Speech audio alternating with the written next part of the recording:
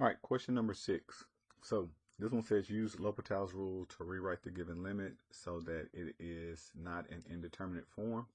So usually when you do limits, you would plug in the value.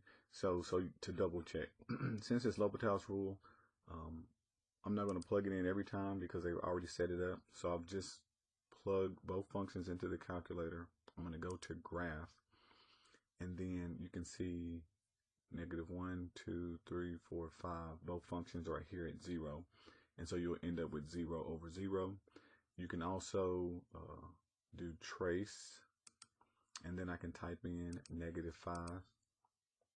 And right now it's on equation y1. So when I hit enter, it gives me the y value for the blue graph. Now if I arrow down, it goes to the red graph.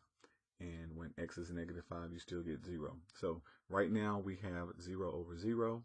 So in order to apply L'Hopital's rule, we are going to just take the derivative of the top and the bottom.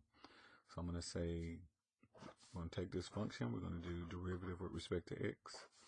Do the same thing on the bottom, we're going to do derivative with respect to x. So using the power rule, this will give me 2x, and then times 1 will give me plus 13. And then derivative of a constant is 0. And then derivative of a constant is 0.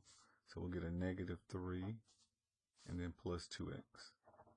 Okay, so here's my new function. I'm now going to apply limit again.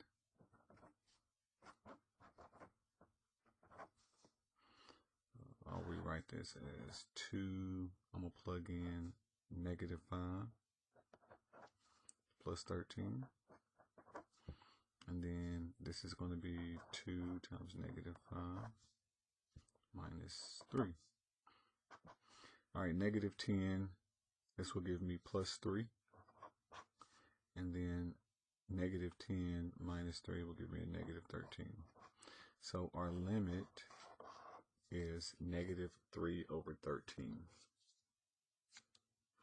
So I think we have, is it 2 parts? Okay, so first they want me to rewrite the function. So we're going to do 2x plus 13 on the top,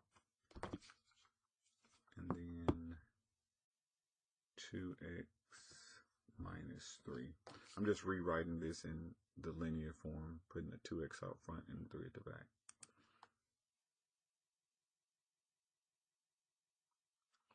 All right, then wants us to evaluate the limit. So once we've completed that step, we'll have, I just put the negative out front. 3 over 13.